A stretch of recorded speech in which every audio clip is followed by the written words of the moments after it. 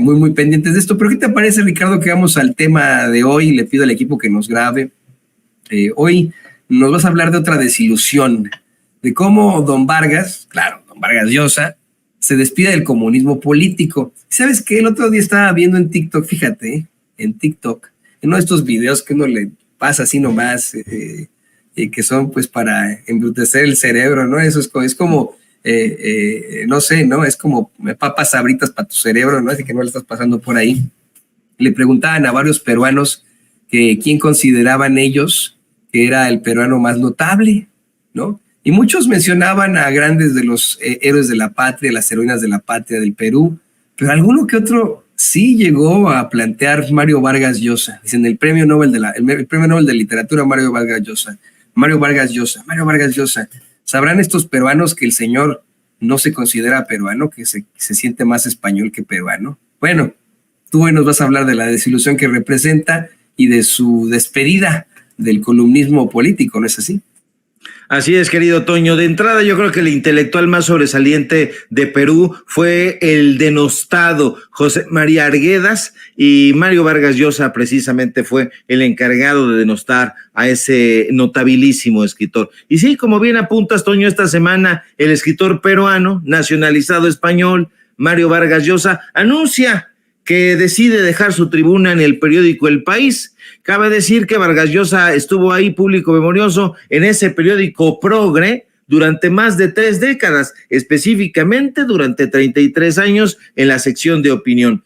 Pero en su última columna, el Nobel de Literatura peruano se le da a reflexionar sobre el periodismo, un periodismo que, dicho sea de paso, él nunca ha practicado, porque Vargas Llosa se puso en actitud de viejo solemne y sabiondo y decidió darle algunos consejos a los jóvenes periodistas. Vargas Llosa en ese texto le dice a los jóvenes que aspiran a ser escritores, a ser periodistas, que el periodista de talento, así lo dice, busca la verdad como una espada que se abre paso por doquier.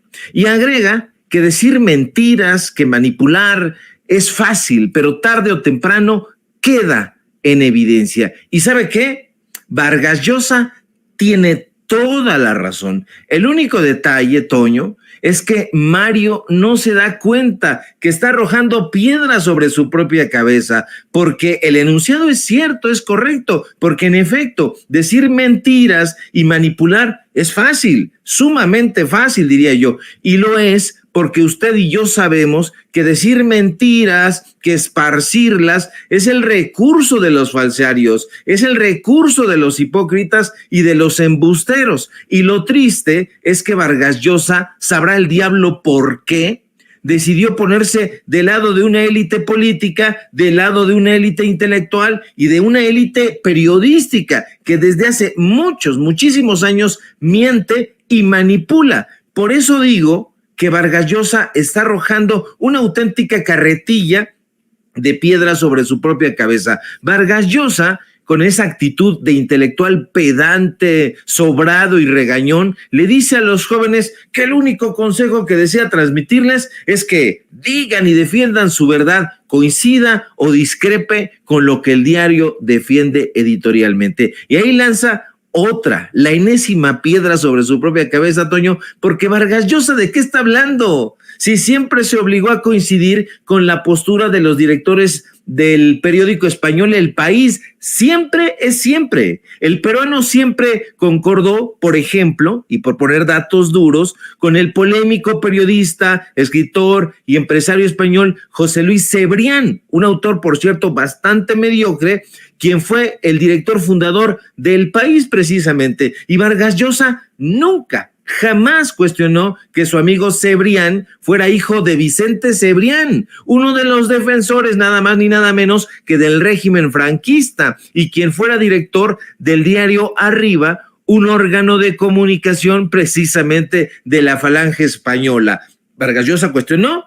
Nunca. ¿Concordó con él? Siempre. Vargas Llosa dice que en el periodismo siempre quedará la evidencia. Y así es, Toño. Yo diría que en realidad siempre quedarán los datos duros, los hechos comprobables, para ponérselos a los falsarios como un pastelazo en el rostro. Lamentablemente, Vargas Llosa, y lo digo con pena, decidió que hacia el último periodo de su vida iba a subirse a defender el neoliberalismo. Imagínese usted, Vargas Llosa, antes de esa locura, ya había conquistado un lugar en el llamado boom latinoamericano, un fenómeno editorial, literario, que incluía nada más ni nada menos que al colombiano Gabriel García Márquez, al argentino Julio Cortázar, al mexicano panameño Carlos Fuentes y desde luego a Vargas Llosa. Ahí estaba, ya se lo había ganado, ya lo había conquistado. Todos los premios más importantes de la literatura se los había llevado Vargas Llosa, los tenía en su bolsa. Se ganó el Cervantes, ganó el Nobel de Literatura. Y estos icónicos escritores, pues, se han quedado ya sin Vargas Llosa, porque en su momento, con ellos, Vargas Llosa fue de los personajes que decidieron desafiar las viejas y obsoletas convenciones de la literatura latinoamericana para llevar a cabo un trabajo experimental.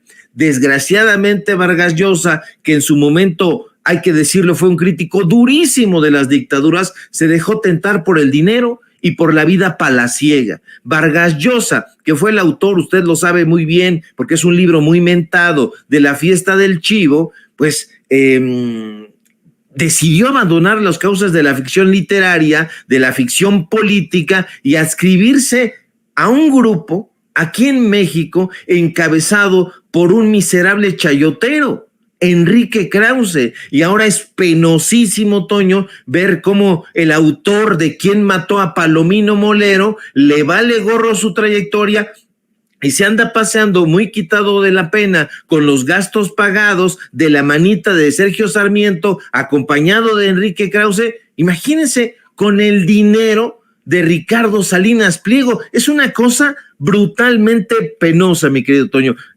Vargas Llosa ya no estará en ese paraninfo donde quedará el nombre de García Márquez, de Cortázar, de Carlos Fuentes y de otros notables autores. Es que creo que los egos, querido Ricardo, asesinan las personalidades de los grandes. Yo tengo que reconocer el gran trabajo, por ejemplo, periodístico en su momento de alguien como Anabel Hernández, ¿no? Pero también hay que pensar en lo muy ególatra que resulta algunas veces, lo muy, pues lo muy, personal hacia ella, que es como Mario Vargas Llosa. En algún momento, durante la pandemia, se negó a ser entrevistada por su servidor, pues ella quería ser entrevistada por el conductor en jefe de Sin Censura, no por su achichincle. Pero ese es el mismo caso con alguien como Mario Vargas Llosa, que como bien mencionas, efectivamente pertenece a ese grupo de escritores del boom latinoamericano que nos ha hecho felices efectivamente con excelentes piezas literarias, que hasta cierto punto tuvo un discurso muy distinto al que maneja hoy, pero llega el punto de su vida en el que quiere hacerse presidente del Perú, en el que quiere hacerse, el que está por encima de los demás. Y mira, ni siquiera un premio Nobel está por encima del hombre más humilde, la mujer más humilde del Perú, por ejemplo, o de México. No, todos somos iguales. El voto del señor Don Vargas Llosa, ahí en Perú y en el mundo, cuenta exactamente lo mismo que un campesino, que un obrero, y esa es la realidad que nunca pueden enfrentar. Yo creo que por eso es que ellos mismos asesinan sus personalidades al contagiarse con estos medios mentirosos, como tú les llamas, de estos medios hipócritas y embusteros que viven de la mentira. Y bueno, pues él ahora vive de sus glorias pasadas y de lo que le dé Salinas Pliego en su intento de establecer la ultraderecha en el mundo. Pero bueno, así se va a ir a la historia, ¿no? A lo mejor lo recordará uno que otro por sus piezas literarias, por su Nobel, lo que tú quieras, pero en este momento a la gente pensante, yo creo, le va a dar, un poco de fiaca pensar en ese señor que se pues vamos, se siente durante mucho tiempo mejor que los demás, se desapega de la realidad y todo por haber asesinado a su personalidad con el ego.